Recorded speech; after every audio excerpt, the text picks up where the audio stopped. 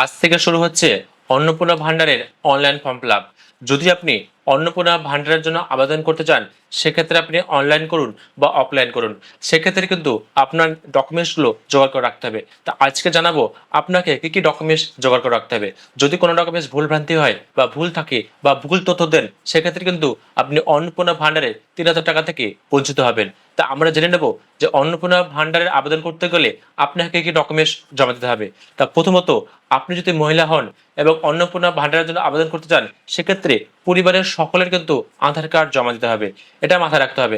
দেখা যাচ্ছে আপনার পরিবারে 3 জন 4 জন বা 5 জন থাকছে, সেক্ষেত্রে কিন্তু সকল পরিবারের আধার কার্ড কিন্তু আপনাকে জমা দিতে হবে। দ্বিতীয়ত, পরিবারের সকলের কিন্তু প্যান কার্ড।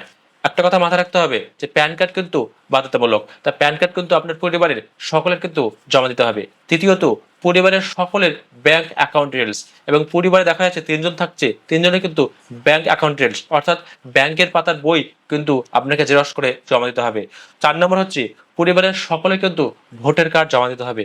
যদি কারোর ভোটার কার্ড না থাকে, সেক্ষেত্রে বা সিএ থেকে নাম বাদ যায়, সেক্ষেত্রে কিন্তু তার কাগজপত্র জমা দিতে হবে। পঞ্চমতে বলছি যে জমি থাকলে তার কিন্তু ডকুমেন্টস জমা দিতে হবে।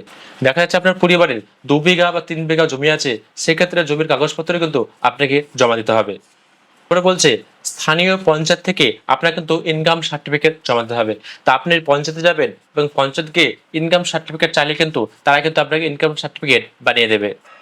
আবেদন করেন কিন্তু 1 কপি রঙিন ফটো কিন্তু লাগবে। রঙিন ফটো কিন্তু আগে থেকে তুলে রাখবেন ফর্ম ফিল আপ করার আগে। লাস্টে যদি আপনার ভোটার কার্ড না থাকে, সিএ থেকে বা ট্রাইব্যুনালের ক্ষেত্রে আপনার নাম বাদ যায়, সেক্ষেত্রে কিন্তু আপনাকে এই ট্রাইব্যুনালের কাগজপত্র কিন্তু আপনাকে জমা দিতে হবে। তো এই ডকুমেন্টসগুলো থাকলে কিন্তু আপনি অন্নপূর্ণা ভান্ডারের টাকা কিন্তু অবশ্যই পেয়ে যাবেন।